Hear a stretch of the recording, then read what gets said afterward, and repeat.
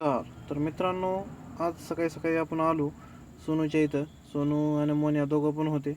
मग काय सकाळी सकाळी टायरातलं पाणी सोडायचं चालू होतं. पाणी सोडायचं कारण की आज आपल्याला करायची होती पेरणी. मग म्हणलं पाऊस पण थोडं थोडं येत होतं, मग आणला आधी पाणी सोडून घ्यावं. म्हणजे कसं आहे, पुन्हा पाणी सोडल्यानंतर आपल्याला पेरणीनंतर सोडायला मोकळं. कसं आहे मोन्या, दोघं पण भाऊ एक नंबर ट्रॅक्टरचं घेतात. भावानं सकाळी सकाळी आपलं काम करून दिलं, धन्यवाद भावा त्यासाठी. मग काय आलो पाठीला.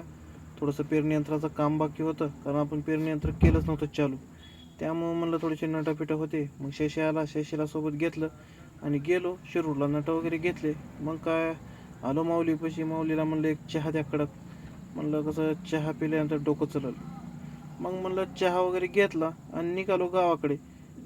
बघतोय तर काय पंचानं काय काम केलंच नव्हतं. तिथं कसं करणार, लाईट गेली होती.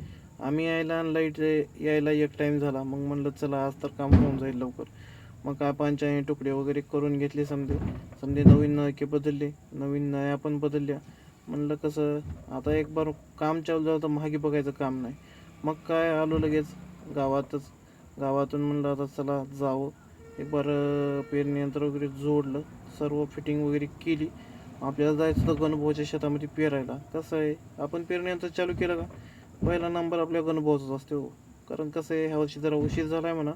पण चला जेवढं होईल तेवढं. मग काय सोयाबीन घेतलं टाकून, पुढे खात मागे सोयाबीन लावली सेटिंग. मग म्हणलं चला आता बघू कसं चालतंय आपलं पेरणी यंत्र. मग काय थोड्या वेळानं आपण चालू केलो. बघा कसं आहे, जमते का नाही पेरायला. खूप वर्ष झाली हो 7 फणाच्यानं पेरून. मग म्हणलं 2-3 वर्ष झालं सवयच नव्हती. मग म्हणलं बघावं ट्राय तर करून. कसं आहे, केल्यानं होत आहे आधी केलंच पाहिजे. त्यामुळं आपण केलं सुरुवात. आणि भावाचं समजा जेवढं 5-7 एकर होतं तेवढं समजा पेरून काढलं. आता पाऊस काय पडायचं आपल्या हातात नाही. मग म्हणलं पेरून तर घ्यावं. मग लगेच दुसऱ्या दिवशी आपल्या पण घरचं 5-6 एकर होतं, ते समजाच पेरून घेतलं. कारण आपल्या इथं जरा वल होती. मग म्हणलं पेरून घ्यावं. कसं आहे, आता निसर्गाच्या भरोश्यावर बसल्यावर पडल तेव्हा पडल. देव पण काय आपली परीक्षा बघत असेल. त्यामुळं सर्व पेरणी वगैरे केली आणि गेलो गावाकडे. भेटू लवकरच नवीन एका ब्लॉगमध्ये. धन्यवाद.